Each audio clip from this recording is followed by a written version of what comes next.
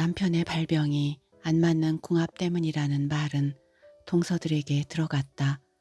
반응은 막내 동서에게 먼저 왔다. 그런 것 가지고 마음 쓰지 마세요. 제 친구는 결혼 전에 시어머니 손에 이끌려 쌍꺼풀 수술도 당했는걸요. 저희도 궁합 같은 건 안 봤어요. 시어머니를 모시고 살았던 큰 동서의 반응은 좀 더 세찼다. 그 노인네 남 갉아내리지 않으면 병나는 그 버릇 여전하네. 듣지 말고 받아쳐.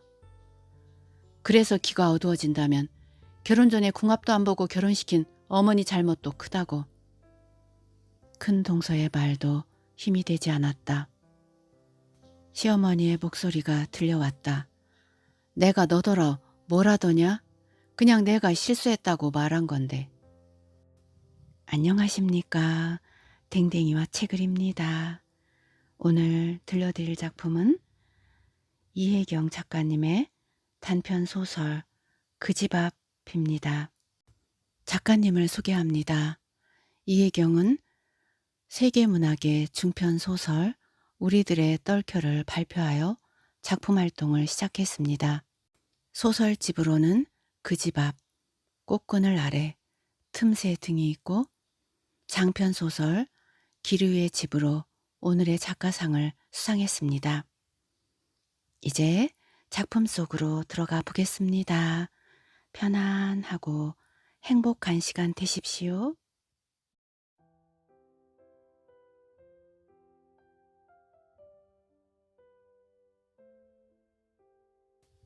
그 집 앞. 이혜경.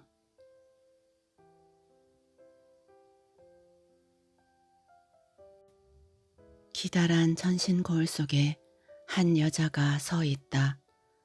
거울은 한 사람의 몸피를 겨우 담을 수 있을 만큼 좁아서 여자는 거울 앞에 갇힌 것처럼 보인다. 어찌 보면 거울이 여자 주위를 압박하며 좁혀 들어오는 것처럼 느껴진다.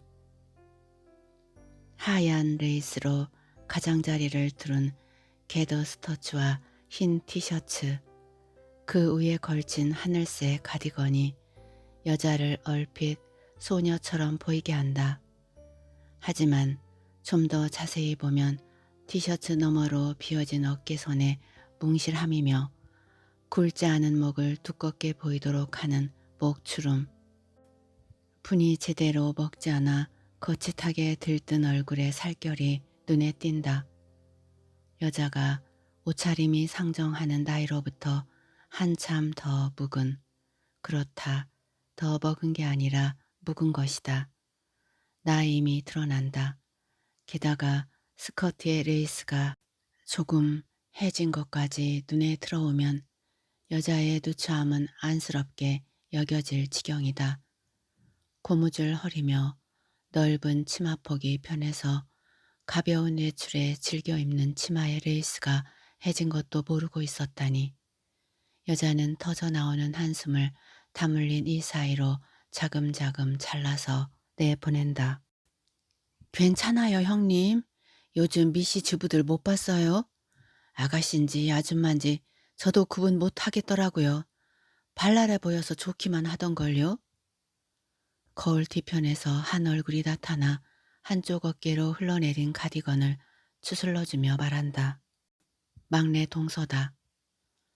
위로하는 기미를 보이지 않으려 짐짓 대수롭지 않게 말하지만 내 난감한 기분을 어루만지는 손길이 어쩔 수 없이 느껴진다. 남의 마음을 너무 헤아리는 나머지 정작 자신의 본심은 어딘가에 따로 꽁쳐든 듯한 느낌을 주는 여자. 막내 동서의 무심한 눈빛을 보는 순간 나는 갑자기 캥긴다. 실제 나는 내 눈에 비친 것보다 더 우스꽝스럽게 보이는 게 아닐까. 뭉글거리는 의구심을 막내 동서가 덮어버린다. 훨씬 밝아 보여요, 형님. 백은 어떤 거 들고 나가실 거예요? 여동생을 첫 미팅에 내보내는 큰언니처럼 막내 동서는 이것저것 챙긴다.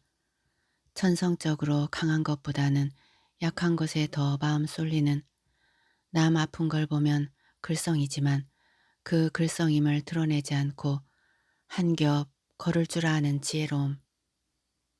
늘 무심해 보이지만 한 겹 안쪽에 햇솜 같은 타사로움을 펼치고 있는 얼굴. 한때는 내게도 저런 빛이 조금쯤 있었을지도 모른다고 한때 아꼈지만 어느 결에 잃어버린 물건을 떠올리듯 아련한 마음으로 막내 동서를 본다. 시아버지의 제삿날 전을 부친다. 나무를 묻힌다. 삼동서가 분주했다. 무슨 발끝엔가 남편이 고향으로 내려오려 한다는 말을 들은 큰 동서는 프라이팬에 부추전 반죽 떠놓던 손길을 멈추고 말했다. 지그그. 프라이팬에 물이 튀었는지 뜨거운 기름이 내 손등으로 튀어올랐다. 인영이가 할머니하고 살아보는 것도 필요하잖아. 뭐 요즘 사람들 기가 중요하다고들 떠들던데 3대가 같이 사는 게 어린 기와 늙은 기가 뒤섞여 조화를 이룬다며? 안 그래 막내? 식탁 의자에 앉아 조물조물 나무를 묻히던 막내 동서는 형님 간 좀 봐주세요. 나무를 집어 내 입에 넣어주며 말했다. 그렇대요. 어떤 땐 요즘 애들 불쌍하다 싶을 때도 있어요. 우리 클 때야 부모한테 야단 맞으면 할머니 치맛자락 뒤로 숨으면 되었지만 요즘엔 기댈 데가 없잖아요. 그래서 오히려 다들 저만 하는 거 아닌가 싶기도 하고. 그런데 형님, 어머님이 그렇게 하시잘까요? 무슨 이 자리에서 결정하자는 건 아니고 우리끼리 말이나 해두자는 거지 뭐. 말이야 바른 말이지 우리가 무슨 힘 있어? 그래도 어머님이야 세상 돌아가는 걸 누구보다도 잘 아시는 분이니까 이해하시겠지? 큰 동서의 말투는 거침없었다. 남편 정년 맞기 기다려 이혼을 요구한다더니 그런 당당함이 큰 동서의 옹골찬 몸집에서 뻗쳤다. 이것저것 손대는 것마다 실패하고 시어머니의 포목점 일을 보던 큰 아주버니가 최근에 제법 커다란 건축회사에서 직책을 맡은 뒤로 큰 동서의 목소리에 힘이 실렸다. 이 기회에 아예 분가까지 하고 싶은 모양이었다. 서울 살림을 정리한 짐이 들어오던 날 이미 아파트를 얻어나간 큰 동서는 내 어깨를 두드리며 말했다. 천사표 며느리 할 생각은 말고 그저 할 수 있는 만큼만 해. 너무 잘하려고 하면 속병나. 말이야 바른 말이지. 우리 어머니 같은 잘난 양반 밑에서 살기가 쉽지만은 않아. 나는 내 이마를 간지리며 내려오는 뿌연 기운을 바라보았다. 바야흐로 착한 며느리라는 베일이 드리워지려 하고 있었다. 나는 그 베일을 황급히 걷어냈다. 형님, 저 그저 이렇게 되었으니 들어와 사는 것뿐이에요. 경제적으로 도움이 될 것 같기도 하고요. 아무리 형님네 사정이 다급하다 해도 저희도 저희 편하자고 그러는 거예요. 형님은 내가 착한 며느리뿐 아니라 예절 바른 동서라는 타이틀까지 챙긴다고 생각하는 눈치였다. 서울의 그만그만한 대학에 인주가 합격하자마자 큰 동서는 동네 화장품 할인점을 인수함으로써 시어머니를 모실 의사가 없음을 명백히 했다.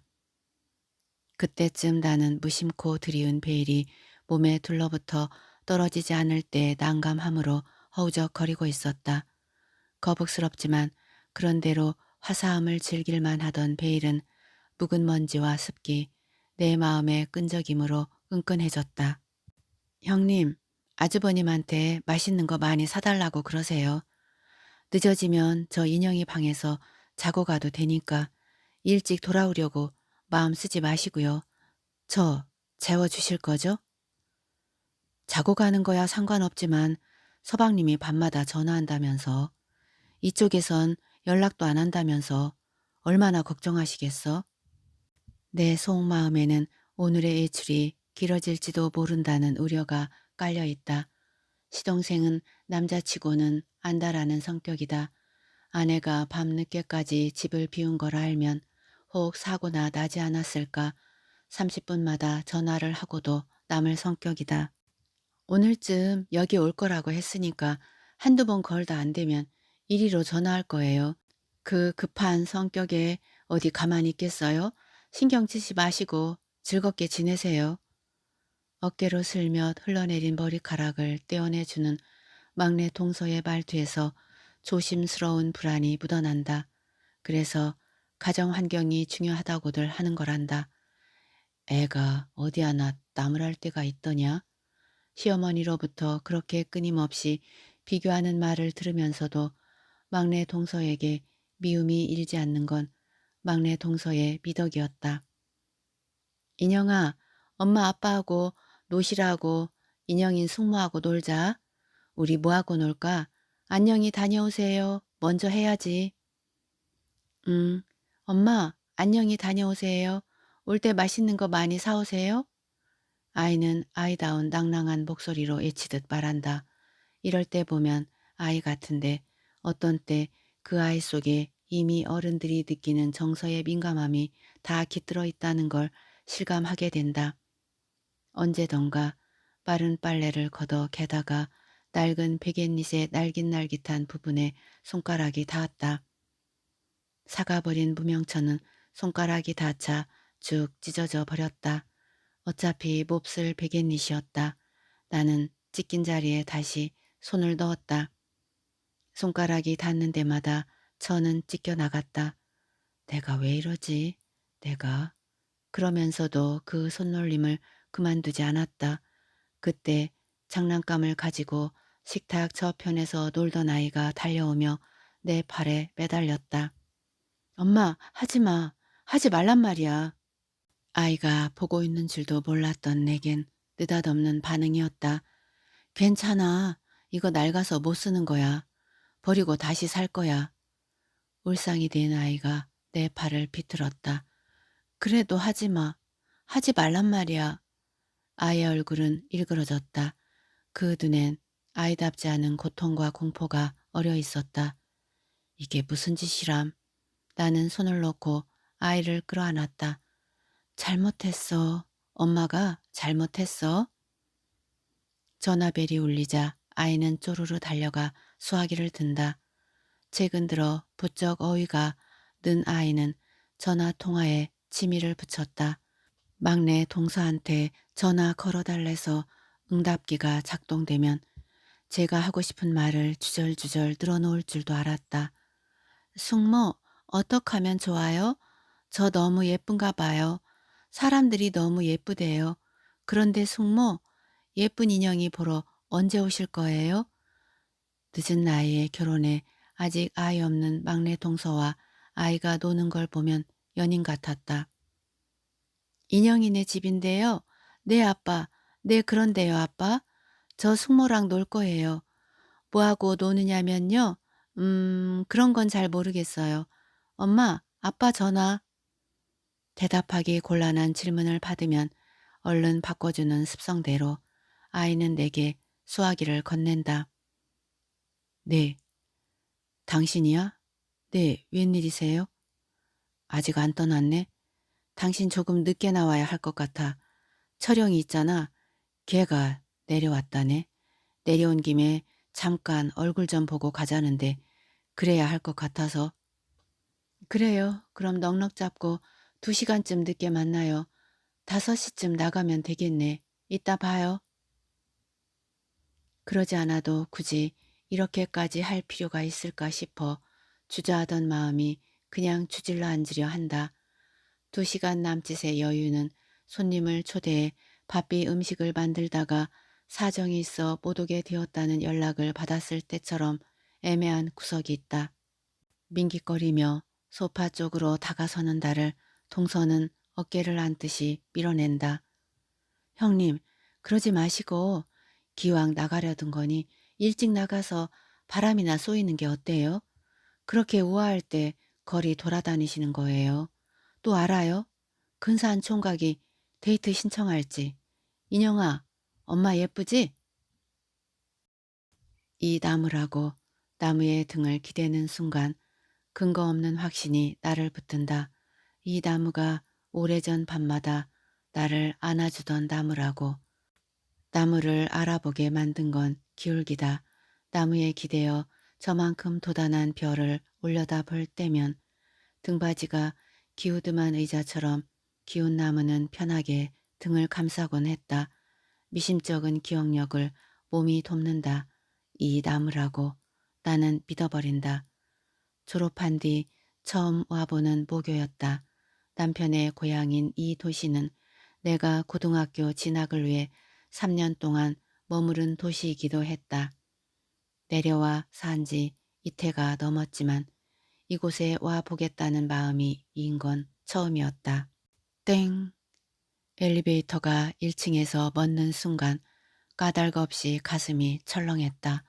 다시는 이 현관을 들어설 일도 아이의 달콤한 얼굴을 볼 일도 없을 듯한 과장된 절박함이 민물져 왔다. 자전거를 처음 배운 아이가 원근법에 따라 좁아지는 길을 달려나가 점점 작아지고 멀어지는 걸 볼 때 이는 과장된 안타까움. 균형을 잡느라 윗몸을 이리저리 흔들며 페달을 밟는 아이가 다시는 돌아오지 않을 것 같아서 입안에서 가만히 아이의 이름을 불러볼 때 아득함. 한때 곁에 머물렀으나 이젠 되돌릴 수 없는 무엇. 그처럼 아득한 거리, 다시 못 볼 듯한 사견함에 나는 몇 발짝 걷다 말고 아파트를 올려다 보았다. 12층 높이의 아파트가 엎어져서 나를 덮칠 듯 했다. 정 때려 냉정하게 구는 사람처럼 짐짓 사나운 표정. 안녕하세요. 세발 자전거를 타고 느릿느릿 지나가던 아이가 아이다운 교태를 듬뿍 담은 목소리로 인사를 했다. 안녕? 인형이 친구인가 싶었으나 낯선 아이였다. 핸들진 손을 움직이는 바람에 비틀거리는 아이의 뒷모습에서 눈을 거두며 막 빠져나가려는 빈 택시를 향해 손을 드는 순간 비로소 갈 곳이 생각났다. 토요일 오후라서 학생들이 다 가버렸는지 학교는 한산하다. 언덕길을 올라서자 나무들이 내 기억 속의 나무들이 보인다. 잡목 우거진 언덕에는 스탠드가 설치되어 있고 그 스탠드 가장자리에 아카시아 나무와 버즘나무가 한 줄로 늘어서 있다. 잎이 무성한 아카시아 나무와 달리 장가지 다 쳐낸 버즘나무는 윗동네에만 새잎이 나서 사춘기를 넘기느라 부쩍 커버린 소녀.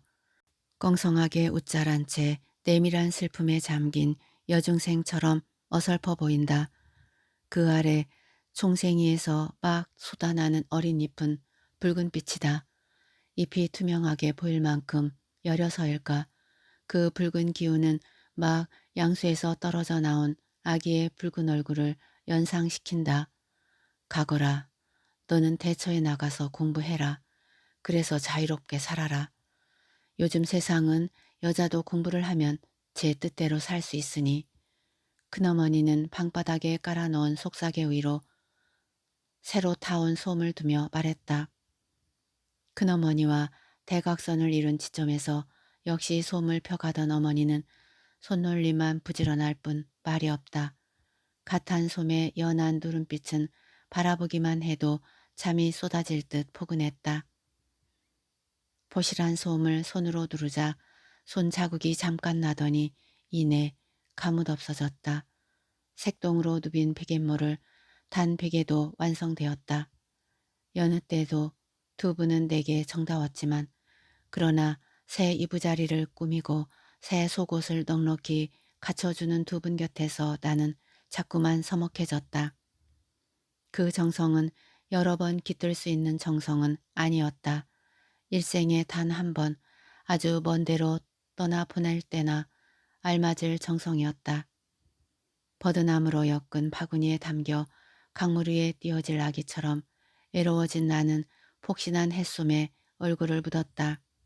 얘가 애처럼 이게 무슨 짓이람?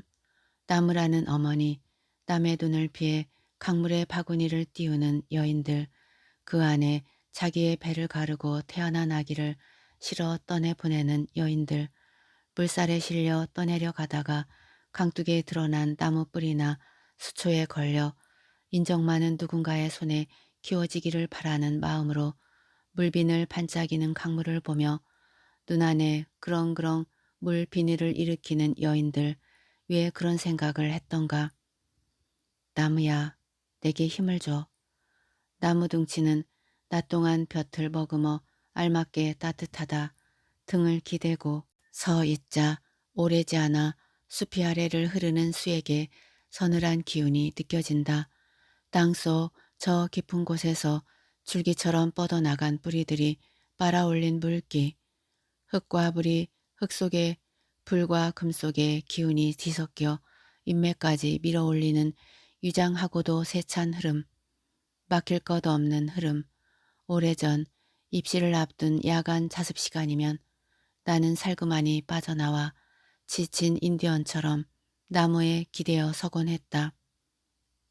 밤이면 교실 안은 귀키했다. 저녁 도시락의 반찬 냄새, 마루장이 습기와 먼지로 삭아내리는 냄새, 형광등은 창백한 빛을 뿌리다가 이따금 황량함을 완성시키는 효과음처럼 찍 소리를 내기도 한다. 책에 눈을 주다가 문득 고개를 들면 교실 안의 정체가 고요히 갇혀서 부패하는 공기가 조여드는 느낌이었다. 갇혀있다라는 생각하는 순간부터 숨은 답답해졌다. 3학년 반 다른 교실에도 이와 똑같은 단조로운 풍경들이 고여있을 거라 생각하면 금방이라도 와와 소리칠 것만 같다. 나는 마침내 자리에서 일어나 복도 끝에 앉아 조우는 당번 선생님의 눈을 피해 복도를 빠져나온다. 운동장으로 나서는 순간 싸한 밤바람, 그 바람에 휘감겨 언덕으로 가 나무에 슬그머니 몸을 기대며 비로소 참았던 큰 숨을 내쉰다.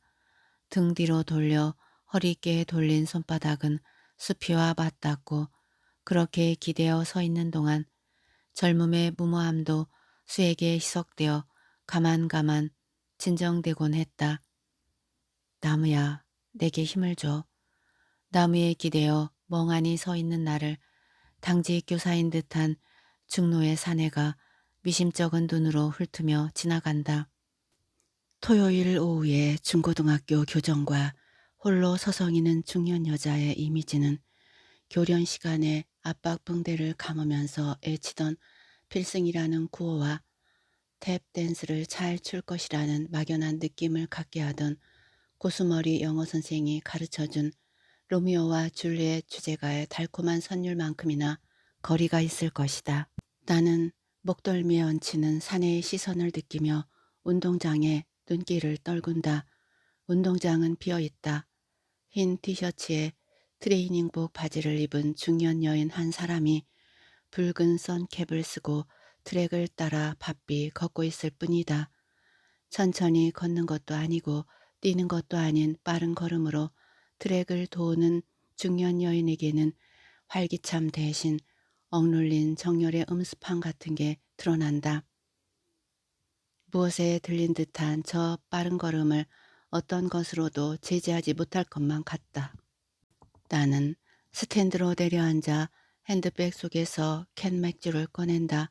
학교에 들어서기 전 구멍가게에서 산 맥주는 알맞게 시원하다. 언제 어디서 나타날지 모르는 선생을 의식해서 나는 따개를 따고 양손으로 캔을 감싸진다. 어쩌다 멀리서 바라본다 하더라도 음료수처럼 보이리라고 희망하면서 손안에 든 맥주캔이 자신을 불량 학생처럼 느끼게 한다. 속없이 웃음이 나온다. 팬티 입는 걸 잊은 채 외출한 여자.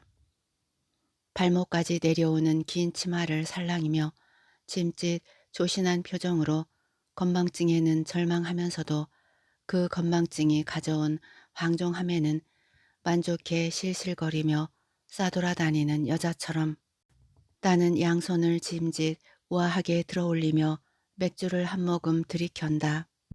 쌉싸름한 향기가 혀끝에 감긴다. 아무래도 오늘 술은 달다.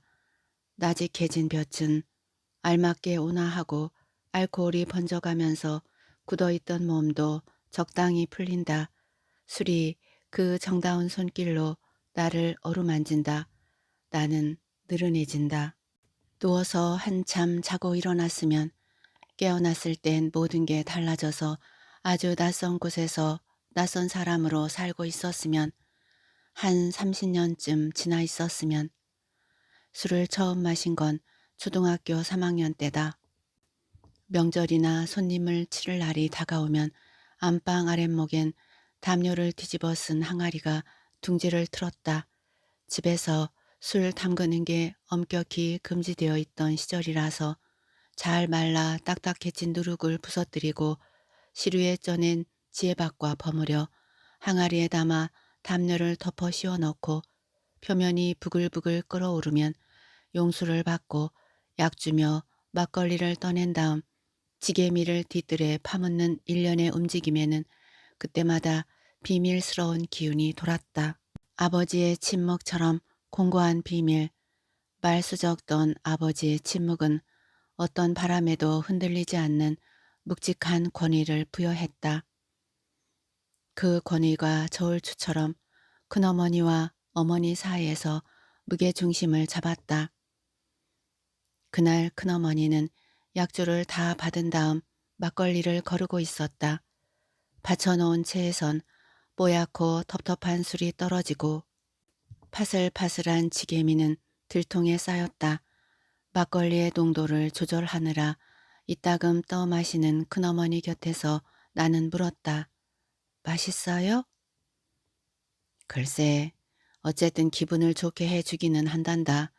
많이 마시면 독이 되지만 왜 우리 주연이 먹어보고 싶으냐? 나는 고개를 끄덕였다. 어머니한테라면 어림도 없을 일이지만 큰어머니한테라면 웬만한 일은 용납이 되었다. 큰어머니는 채로 걸러낸 막걸리를 범랑 공기에 담더니 설탕을 한 숟갈 타서 저은 다음 건넸다. 나는 수저로 한 숟갈씩 떠 먹었다. 술이 익는 동안에 방에서 떠돌던 냄새가 응축된 것 같은 맛이었다. 걸쭉하고 달짝지근하고 시큼한 맛이 혀끝에 감겨왔다. 한 술, 두 술, 공기를 다 비운 나는 조금만 더 주세요 라며 공기를 내밀었다. 얘가? 큰어머니는 어이없어 하면서도 아까의 절반쯤 담아주었다. 큰어머니가 잠깐 자리를 비운 틈을 타서 나는 한 공기 더 떴다. 그 공기를 비우고 나자 맥이 노글노글 풀렸다. 걸쭉한 액체를 저을 때 생기는 물이랑처럼 속에 무거운 물결이 일었다. 깨어나니 장지문엔 한껏 낮아진 햇살이 덧발려 아늑한 시간이었다. 머릿속이 텅 빈 것처럼 휑한 바람소리가 들렸다. 몸을 일으키려 하자 머릿속에서 묵직한 돌이 구르며 부딪는 것 같았다. 겨우 몸을 일으켜 벽에 기대고 휘둘리는 머리로 문 밖을 내다보니 마당에 자기나무꽃이 신혈처럼 붉은 꽃술을 연한 어스름에 묶고 있었다. 나뭇잎 갈피에 낀 꽃술은 꿈결처럼 화사했지만 무언가 평화로운 나날을 뒤흔드는 불길한 기미 같은 게 느껴지는 꽃이었다. 밤이면 날개 접고 잠드는 곤충처럼 맞붙는 나뭇잎은 아직 펼쳐진 채였다.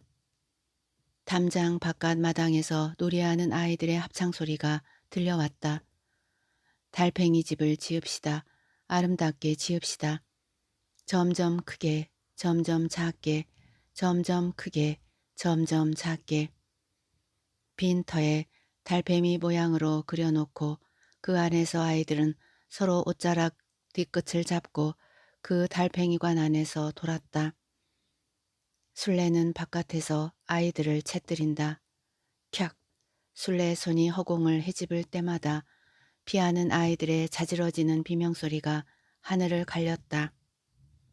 나무에 기대어 한잠 자고 났더니 머리카락이 휘어질 만큼 세월이 흘렀다는 이야기 속에 나무꾼처럼 아득한 격절감이 나와 그 단조로운 가락을 잘랐다. 저 놀이 속에 다시는 끼어들 수 없으리라는 확신이 이내처럼 스며들었다.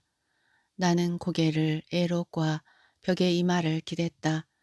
열린 대문으로 서울에서 사는 고모가 나보다 2살 많을 듯한 남자의 손을 끌고 들어오는 게 보였다. 스탠드 저 아래에는 토요일 오후 한산한 교정에서 우정을 나누는 여중생 둘이 앉아 있다. 한 아이는 까만 머리만, 등을 깊숙이 기대고 앉은 듯한 다른 아이는 동그란 무릎 2개만 보인다. 검고 둥근 머리와 희고 좀 더 작은 무릎. 이따금 잠결에 어디선가 떨어지는 꿈을 꾸다 발을 뻗으며 깨어나는 아이들. 덜어는 성장의 고통으로 근육통을 일으키기도 하는 아이들.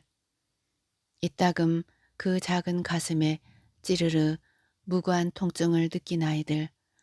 나는 그 애들에게 다가가고 싶다.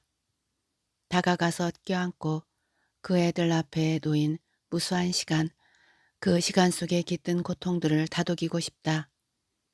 아이들에게 다가가는 대신 나는 고개를 젖히고 술을 마신다. 낮술이라서 미열이 오를 때처럼 붉은 기가 돌지만 초여름 볕에 달궈진 것처럼 보일 것이다. 안들 어쩌겠어. 나는 터무니없이 대범해진다. 잠깐 수면 위에 떠올랐다. 이내 물 깊은 곳으로 꺼져들 곧 익사할 사람의 옷자락 같은 혹이. 여자는 여전히 트랙을 따라 바삐 걷고 있다. 누가 다가서서 그 트랙의 궤도에서 끌어내기 전에는 영원히 지속될 것 같은 걸음걸이. 누가 날 좀 끌어내 줘요. 나 혼자서는 이 궤도를 벗어날 수 없어요. 여자가 주문을 내며 걷는 것 같다.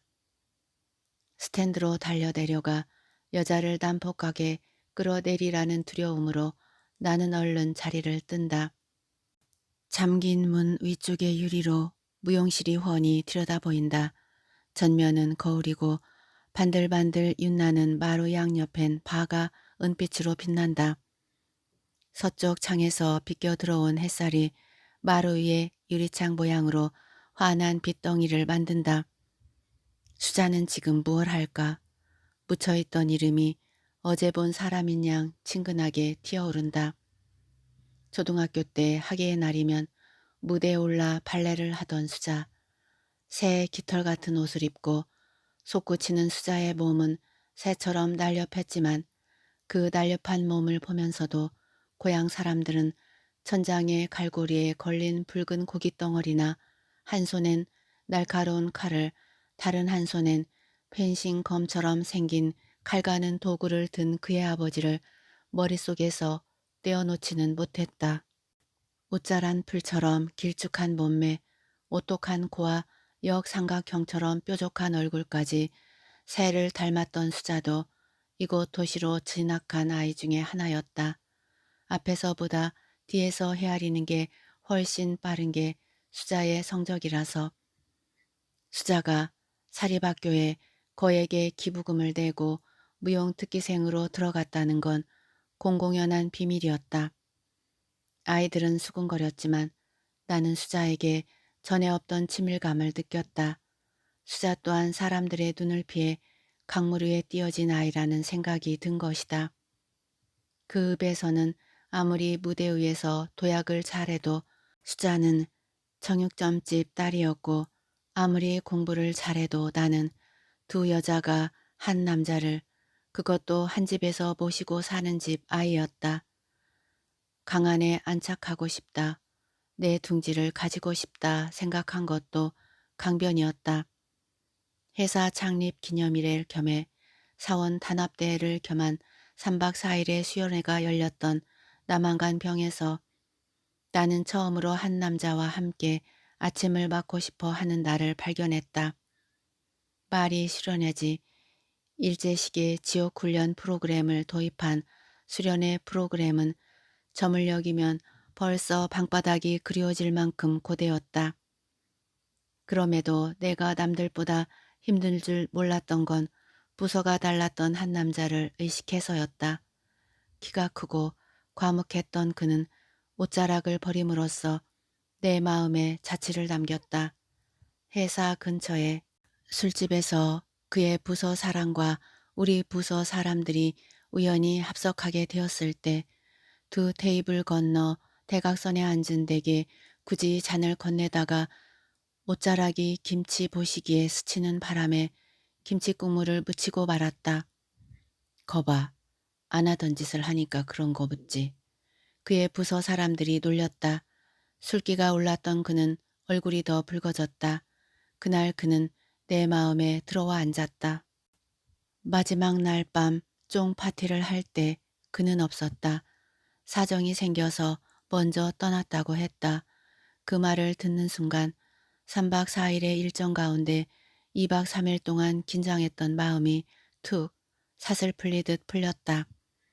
비로소 나는 자유로웠고 그의 부재가 가져다준 자유가 역설적으로 내 마음속에 그가 차지한 비중이 얼마나 큰지를 깨닫게 해 주었다. 그가 없어서 편안하고 허전했던 밤을 지난 새벽 나는 홀로 강변에 나갔다.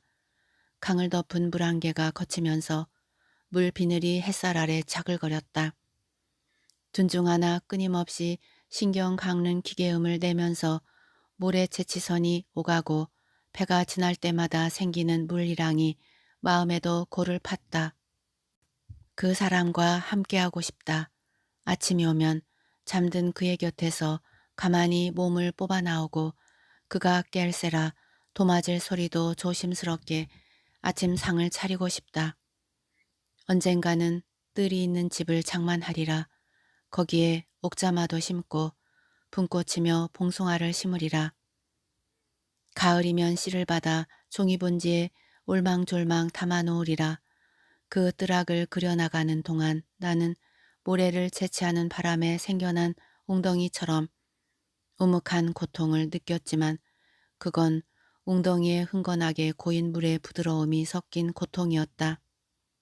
그때 파헤쳐진 모래들은 어디로 가서 어떤 집을 지었는가? 그때로부터 얼마나 시간이 흐른 것인가? 마른 강 같은 나날을 꿈도 못 꾸었던 그때부터 얼마나 멀리 흘러왔나? 마른 강, 지리시간의 배운 강, 축농증 기미가 있어서 늘 코를 킁킁거리던 지리선생이 와디 마른 강이라고 했을 때 싸르락 가슴속에 모래바람이 휘몰아쳤다. 미국에서는 드라이와시라고도 부르지요. 물이 흐르지 않는 강, 떼약볕 아래 바닥을 드러낸 강, 가슴이 버석거려서 나는 창밖으로 고개를 돌렸다.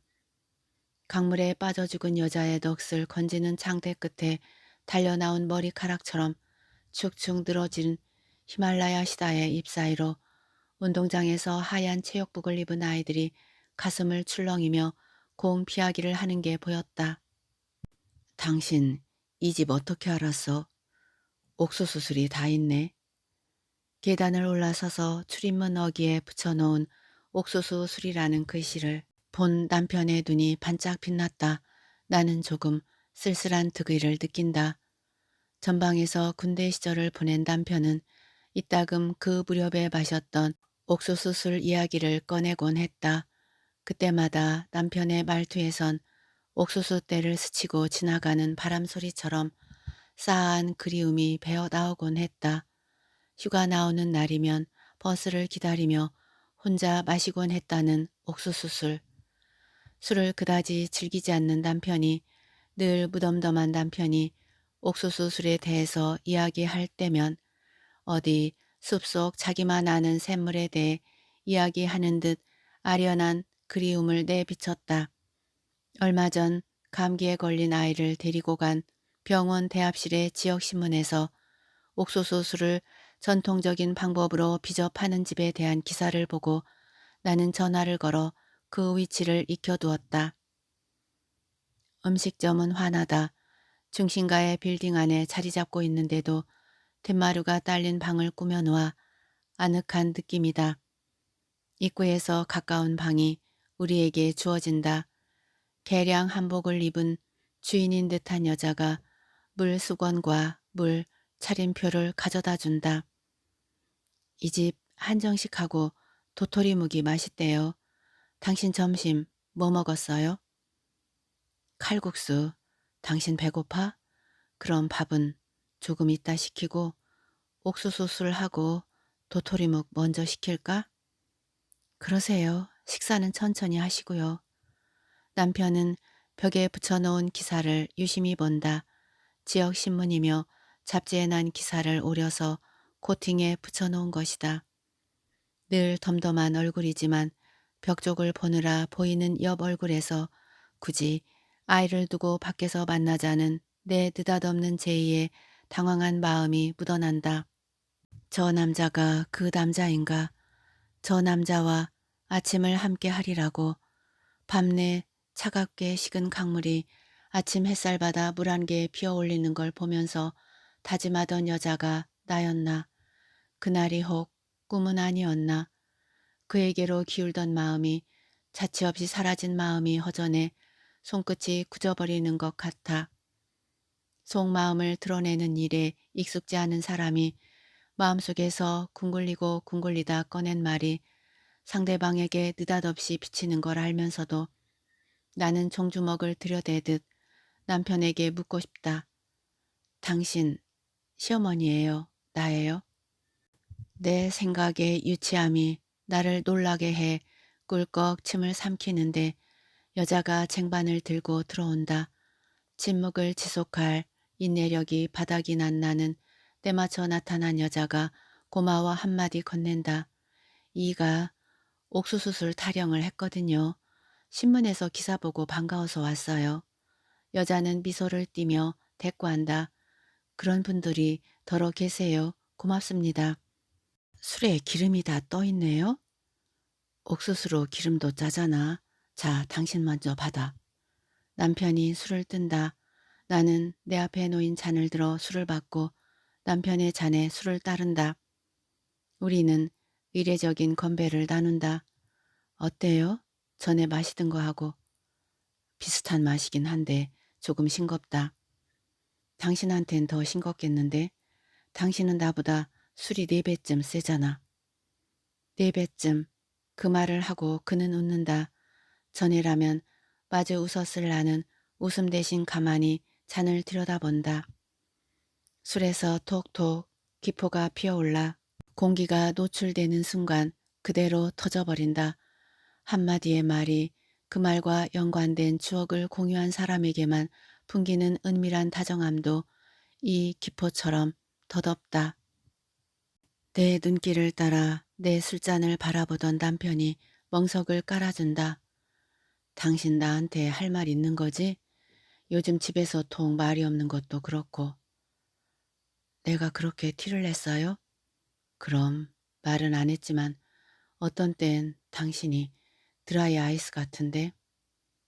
설마 얼음이라면 몰라도 남편의 말에 맞장구를 치지만 어디서부터 말을 꺼내야 할지 난감해진다.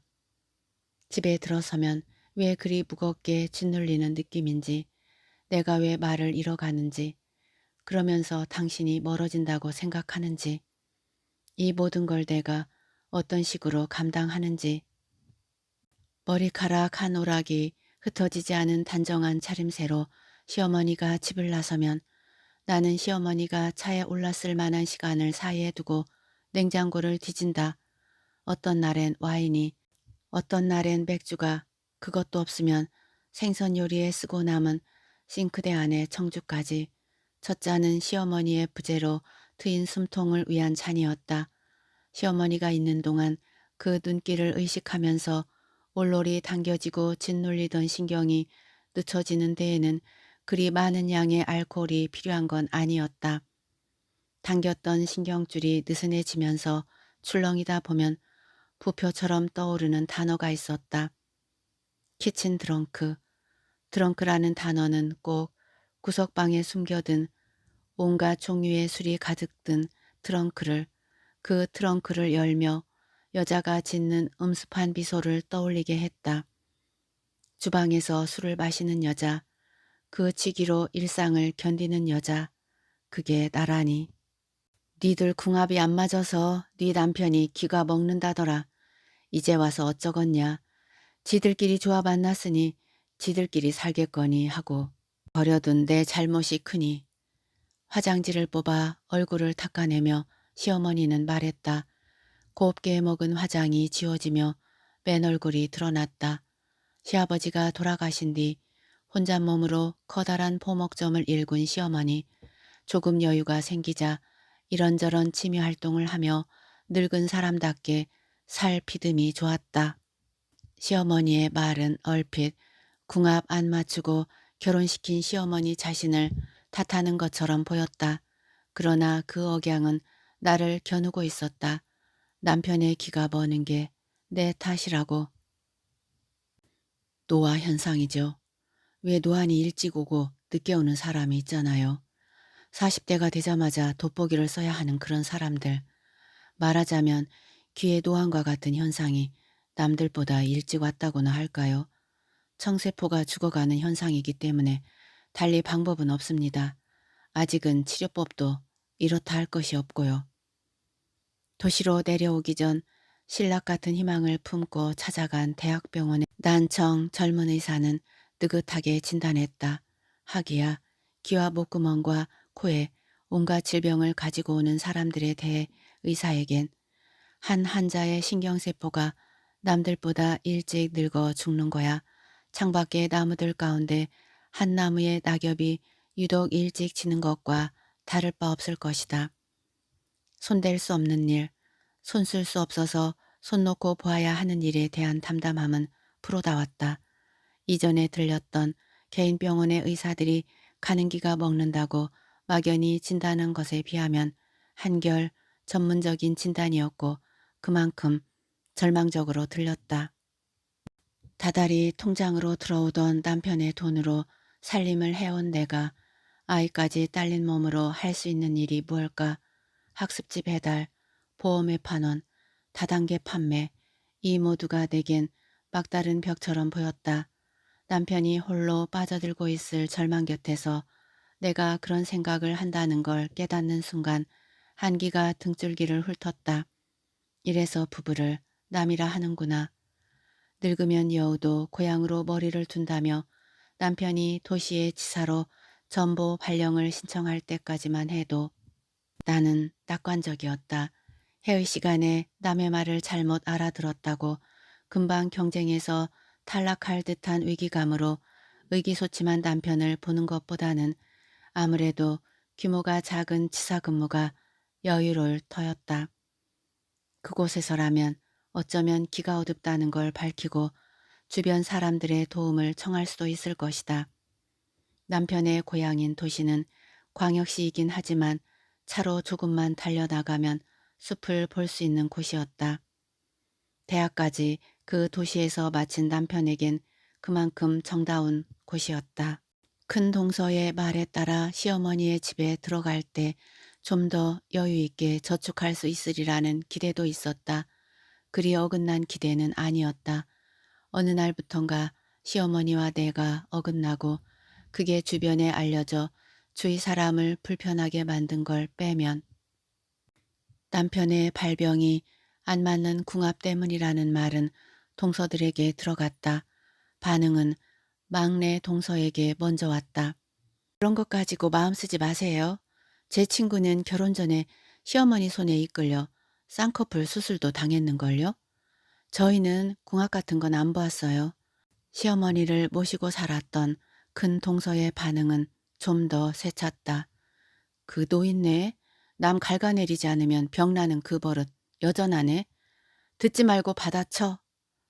그래서 기가 어두워진다면 결혼 전에 궁합도 안 보고 결혼시킨 어머니 잘못도 크다고. 큰 동서의 말도 힘이 되지 않았다.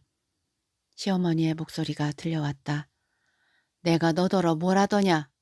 그냥 내가 실수했다고 말한 건데 똑같은 말을 토시 하나 안 바꾸고 억양만으로 뜻을 정반대에 뒤집을 수 있는 게 말이었다. 그놈 말하는 말의 쓰임이 다른 집과 다르다는 걸 깨우쳐준 사람은 초등학교에 들어가서 처음 사귄 친구의 엄마였다. 그 애네 집에 놀러 갔을 때 그의 엄마는 의례 그러하듯이 이름이 뭐냐? 식구가 몇이냐? 고부터 물었다. 아버지하고 큰어머니하고 어머니하고 일하는 아저씨하고 살아요. 엄마, 주연인 언니도 오빠도 없대요. 동생도 없고요. 참 좋겠다. 친구가 말하는 동안에도 친구의 동생은 책상 앞으로 다가들어 펴놓은 공책장을 쭉 찢었다. 그렇구나. 큰어머니가 같이 사셔? 큰아버지는 어디 가시고? 큰아버지요? 안 계세요. 큰아버지가 안 계시다니 어디 멀리 가셨나 보구나. 아니요. 한 번도 못 봤어요. 공책을 뜯어 접은 수저로 보리가루를 떠먹던 내 얼굴을 그의 엄마는 찬찬히 뜯어보았다. 그 눈을 보니 큰아버지 없다는 게 무언가 대단한 일인 것 같았다. 큰아버지라니 아무리 기억을 뒤적여 봐도 내 사전엔 고모거나 고모의 아이들이 쓰는 애삼촌이나 애숙모라는 단어뿐 그런 단어가 들어있지 않았다. 그날 나는 집에 돌아와 하필 큰어머니에게 물었다. 큰엄마, 우린 왜 큰아버지가 없어요? 큰어머니의 얼굴이 굳어졌던가. 결혼 전 내가 남편에게 집안 이야기를 하면서 우려한 건 그가 그 사실을 알므로써 나와의 결혼을 포기할 수도 있다는 것보다는 내 말이 내 어린 날을 실제보다 애처롭게 여기도록 하고 내 가족들에 대한 선입견을 심어줄 수 있다는 거였다. 내가 소실의 딸이라는 걸 알자마자 사람들은 나를 동정하려 들었고 그 소실이 본처와 한 집에서 산다는 걸 말하면 내가 살던 집은 질투와 음모의 소굴이 되어버렸다. 게다가 그 소실마저 아들을 못 낳았는데 그 원인이 소실에게보다는 아버지에게 있다는 걸 알면 이제까지 탐욕과 정력의 화신처럼 느껴지던 아버지가 갑자기 씨 없는 수박처럼 초라하게 청락해버렸다. 남동생도 없는 장손으로서 내가 3학년 때까지 아들을 기다렸던 아버지는 나를 임신한 게 오히려 기적에 가까울 정도의 결함이 당신에게 있다는 정밀 진단을 받고 나서야 양자를 입양시켰다. 그만하면 아버지 세대가 배워온 가치관으로선 많이 기다리고 참은 거였다. 고위 공직자의 막내딸인 막내동서가 들어오면서 어머니의 집안 타령은 가중되었다. 사람은 근본이 중요하단다. 나무도 뿌리가 실해야 잎이 무성해지는 법이거늘. 나는 한여름에도 소매 없는 옷을 입을 수 없었다. 시어머니가 소매 없는 옷을 입지 말라고 한 적은 없건만 만져보고 싶을 정도로 동그란 어깨를 드러낸 막내 동서의 옷차림에 대해 시어머니가 아무런 말도 없건만 나는 용기를 내지 못했다. 시어머니가 집안이나 가문에 대해 말할 때마다 내가 그리움으로 기억하는 것들이 누추해지고 내가 그리워하는 그 기억이 혹시 윤색된 것은 아닐까 하는 의구심마저 잃었다. 큰엄마와 엄마가 큰 부인, 작은 부인으로 불릴 수도 있다는 걸 안 건 하필 그 산자를 돌리던 날이었다. 학교에서 나오다 우리 집에서 일하던 경덕 아저씨를 만난 나는 자전거 앞에 탔다. 아저씨가 가려던 곳은 바로 학교 근처에 있는 아버지 친구네 집이었고 자전거 뒤에 실은 산자 상자를 내려놓고 경덕 아저씨는 집으로 돌아갈 예정이었다. 계십니까? 산자 상자를 들고 들어간 경덕 아저씨가 대청 앞에서 부르자 내게도 낯이 설지 않은 아주머니가 딜 안에서 나왔다. 예, 세터에서 왔는데요. 맛이나 보시라고요. 아이고, 이거 번번이 이렇게 받기만 해서. 그렇잖아도 텃밭에 공이 잘 여물어서 가져다 드리려고 했는데 이거 드시면서 잠깐만 기다리세요. 마침 따던 참이었으니 경덕 아저씨가 마루에 앉아서 음료수를 마시면서 기다리는 동안 나는 아주머니가 사라진 뒤란으로 따라가 보았다. 모퉁이를 돌아서자 박고랑 콩잎 사이에 쪼그리고 앉은 아주머니와 다른 사람이 보였다. 글쎄 정성으로 보낸 거라 해마다 고맙게 받긴 하지만 큰 부인 작은 부인 머리 맞대고 앉아서 만들었을 생각하면 생각만 해도 기가 막혀서 큰 부인 작은 부인 그 말을 듣는 순간 큰어머니와 어머니가 머리를 맞대고 있는 풍경 위로 구름장이 드리워졌다. 두 어머니가 숟가락으로 편 게 어찌 찹쌀 반죽만이었을까. 한 지아비를 모시고 한 공간에서 사는 동안 마음속에 서리서리 또아릿한 기구함, 연민, 응어리진 마음들, 알게 모르게 쌓였을 서운함 같은 것들을 밀고 당기며 고고 튀겨내고 마침내 그토록 화사한 산자를 만들어냈을 것이다. 내가 그 풍경에 익숙한 체념의 온화함을 덧바르고 싶어 했다면 시어머니는 끊임없이 그 바닥을 뒤집어 내게 보여주려 했다. 내가 클 때 마음고생이 심했겠구나. 처음에 위로하던 시어머니가 그걸 타박을 계기로 삼게 된 게 언제부터인지. 그 무렵 내가 뭘 잘못했는지 몰라 나는 시어머니와의 나날 그 필름을 거꾸로 돌려보곤 했다. 손님들과 웃으며 이야기하다가 내가 들어가는 순간 일제히 입을 다물 때 아무 일도 아니야. 속으로 다독이려 해도 끓는 기름이 튄 것처럼 아렸다. 그 상처를 남편에게 말하지 못하면서 나는 침묵 속으로 잠겨들었다. 시어머니가 집을 비운 어느 오후 캔 한 개 알코올에 밀려 잠결로 떨어졌던 내가 깨어났을 때 한낮의 햇살은 거실을 낱낱이 뒤적여 내고 있었고 베란다에선 맑은 새소리가 들렸다. 잠에서 빠져나와 새소리를 듣는 순간 나는 손끝 하나 움직이지 않은 채 울었다. 그대로 바닥에 눌어붙은 것처럼 누군가가 와서 나를 일으켜주기 전에는 움쩍할 수 없을 것 같아 두려움이 나를 굳게 했다. 살점을 벗기고 벽에 앞핀으로 고정시켜 말리는 짐승 가죽. 그게 나였다. 옴짝달싹 못한 채 굳은 나를 벽에서 떼내준 건 청과물 도매시장에서 산 감자를 덜어놓고 점심을 같이 먹으러 가려고 들렀다가 술기에 풀린 내 눈을 감자를 두려고 들어간 다용도실에서 납작하게 찌그러뜨린 채 비닐봉투 속에 쌓인 맥주캔을 보고 간 막내 동서의 전화였다. 형님, 저 다음 주부터 휴가인데요. 혹시 하시고 싶은 일 없으세요? 당신한테 이런 말 해야 하는지 모르겠는데 떠넣은 밥술이 그대로 위장에 차곡차곡 쌓이는 듯 무거운 식사를 마친 남편은 마침내 입을 연다. 나는 무연히 남편을 바라본다. 형수님이나 개수씨가 알고 있는지는 모르지만 당신이 굳이 말할 건 없겠지. 어머니, 당신과 마찬가지로 작은데 소생이셔.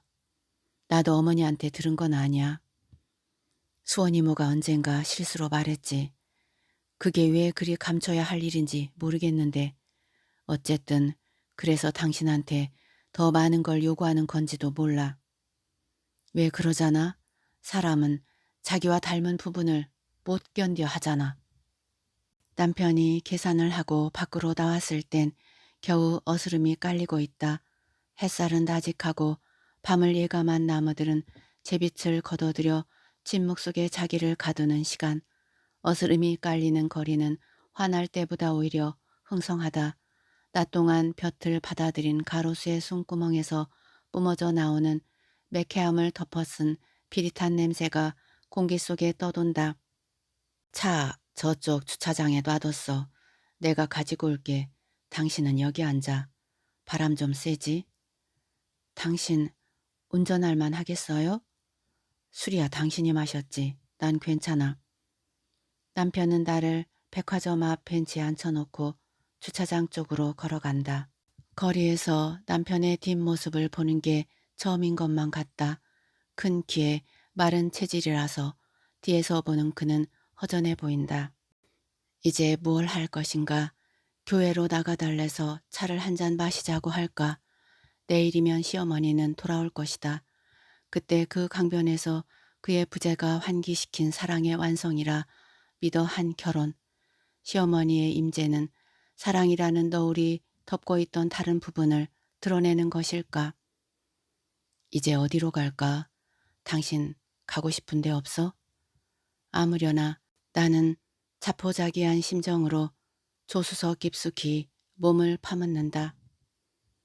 순순농원 근처에 괜찮은 찻집이 있던데 드라이브 겸 해서 거기나 갈까?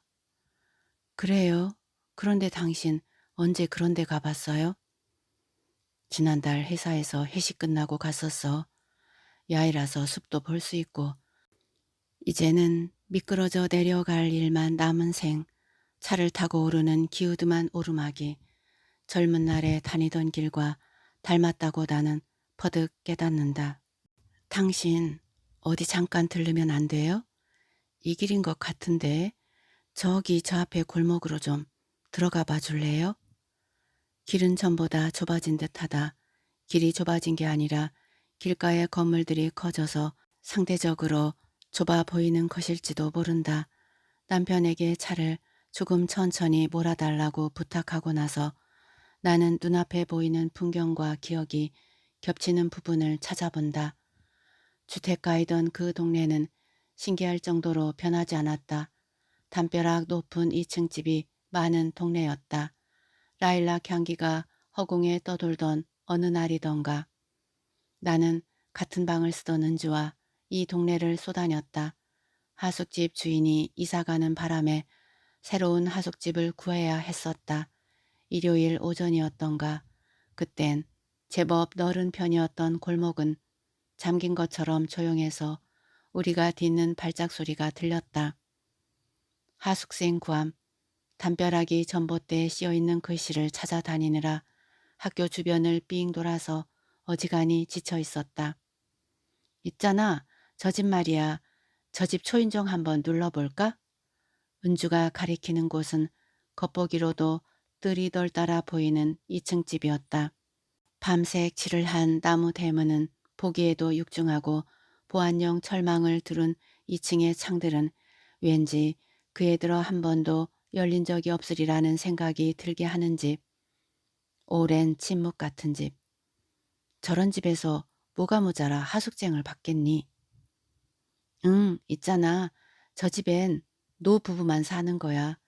아들, 딸은 다 공부하러 가거나 결혼했고 그래서 2층은 텅 비어 있는 거야. 저것 봐. 저 창문. 한 번도 안 열린 것 같지 않니? 저 집에 사는 노인들은 적적하실 거야. 그렇다고 돈이 궁한 것도 아니니 2층은 아무한테나 세놓고 싶지는 않고 손녀딸이 그리운 참에 우리가 배를 두르고 정중히 묻는 거지. 여기 혹시 하숙생 받으실 생각 없으시냐고. 소공녀를 꿈꾸는 은주의 얼굴은 몽롱하다. 굳어버릴 듯 아픈 다리로 서서 은주를 지켜보는 동안 내 마음속에서 기대가 스멀스멀 일어난다. 꿈도 못 꾸어본 행운이 한 번쯤 내게도 떨어지지 않으란 법은 없지 않은가.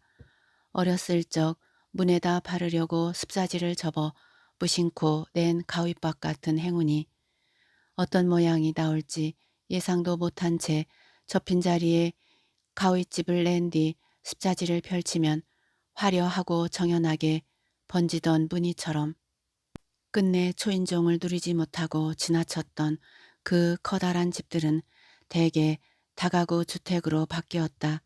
하지만 기억에 징검도를 놓듯 낡은 집들이 남아있다.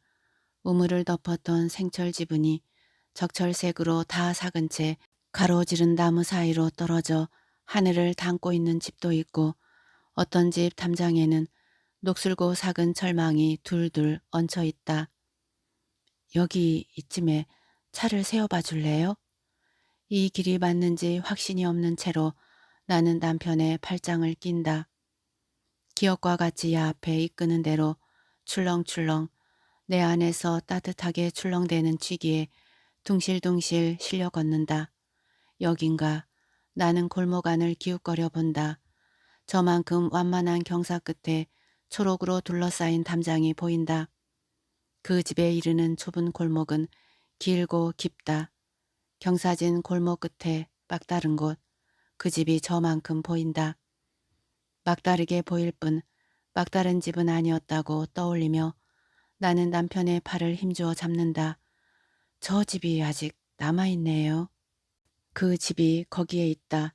흙 묻은 물을 토막친 것처럼 시간이 쓱 질리면서 순결한 단면을 내밀듯 그 집을 보여준다. 그동안 흐른 시간을 물로 씻어내듯 쓱 뭉대버리고 시간을 헹궈낸 물이 발치를 적시며 흐른다. 광역시의 도심에서 시시각각 무언가가 변하는 그곳에서 작은 집 한 채가 의연히 제 무너짐을 고스란히 감당하면서 버티고 있는 것이다. 나는 그 집에 다가가 낡은 대문에 사가내리는 문틈으로 안을 들여다본다. 마당은 여전히 흙마당이고 저녁이면 모여앉아 기타를 치던 낡은 마루에는 잡동사니가 들어차 있다. 식구들이 줄어든 집의 적막함. 어머니가 먼저 돌아가시고 단명의 손이 적은 집안의 장손인 아버지도 돌아가시고 큰어머니는 양오빠와 그 집에 남았다. 결혼한 뒤 고향에 들렀을 때 나는 큰어머니에게 물었다. 나를 미워한 적이 있냐고.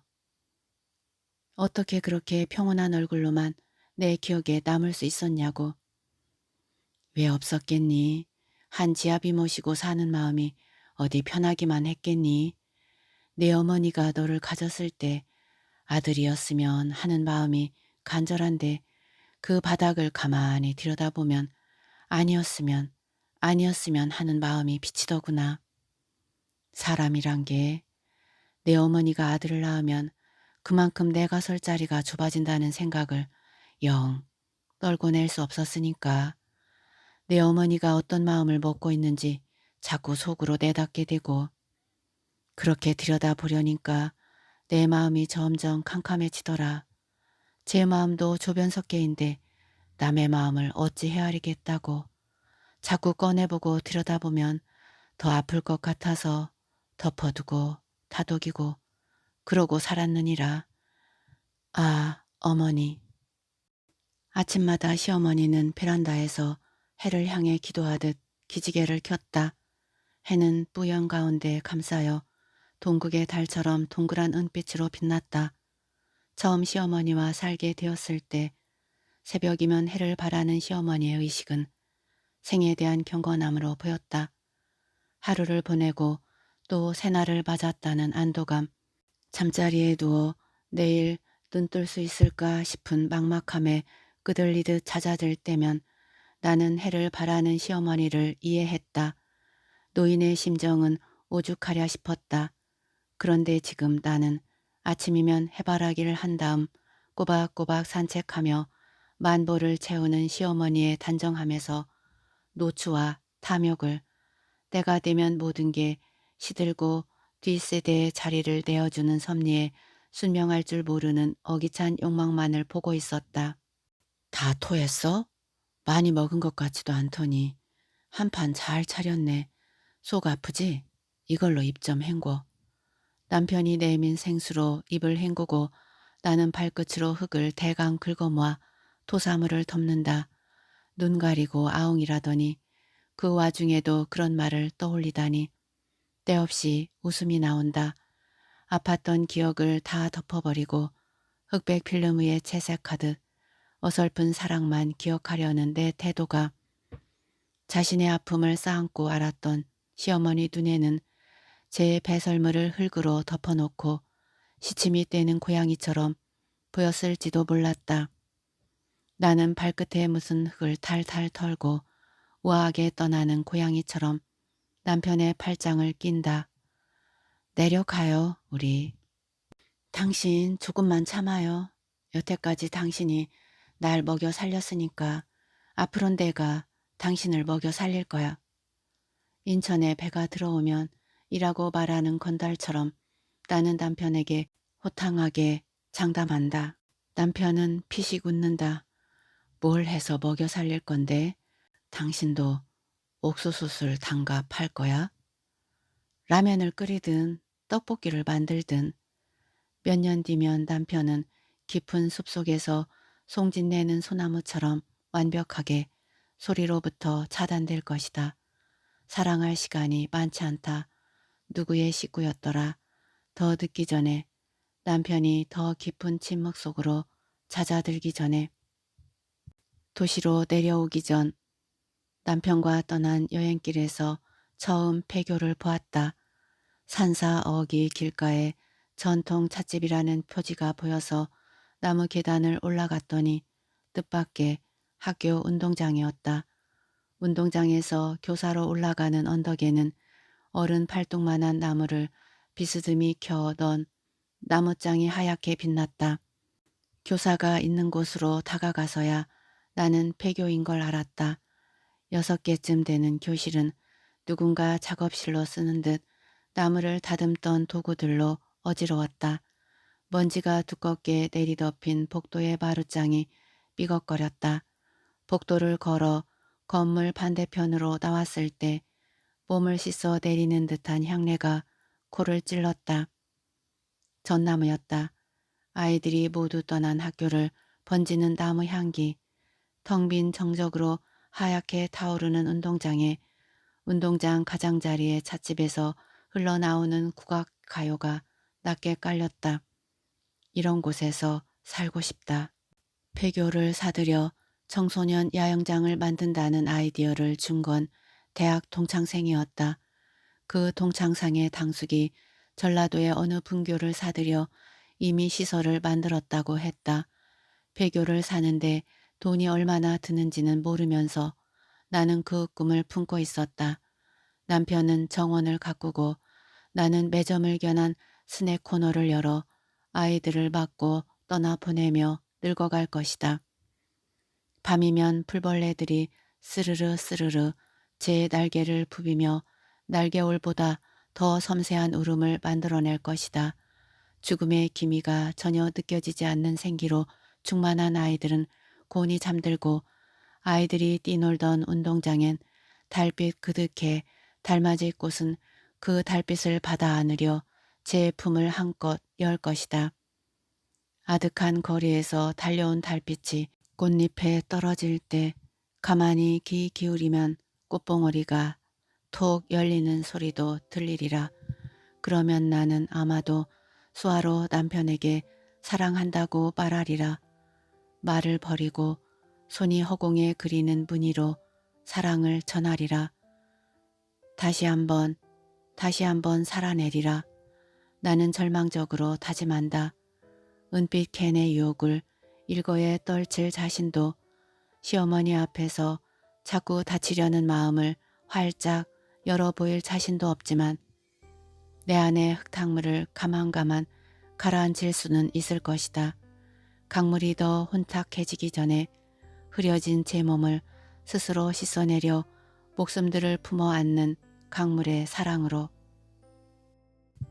작품 잘 감상하셨는지요? 시어머니는 자신 역시 소실의 딸이면서도 소실의 딸인 주인공에게 고위 공직자의 딸인 막내 동서가 들어온 다음부터 집안과 근본을 따지면서 그녀를 힘겹게 하는군요. 주인공이 겨우 내뱉은 말은 남편에게 시어머니예요, 나예요 라는 말뿐이죠. 시어머니가 애출한 틈을 타서 술을 마시는 화자에게 연민을 느낍니다. 그럼에도 불구하고 그녀는 말하죠. 다시 한번 살아내리라. 이 작품은 온화한 휴머니즘이 깔려 있어서 감동적이었습니다. 끝까지 함께 해주셔서 고맙습니다. 다음 작품으로 또 만나요.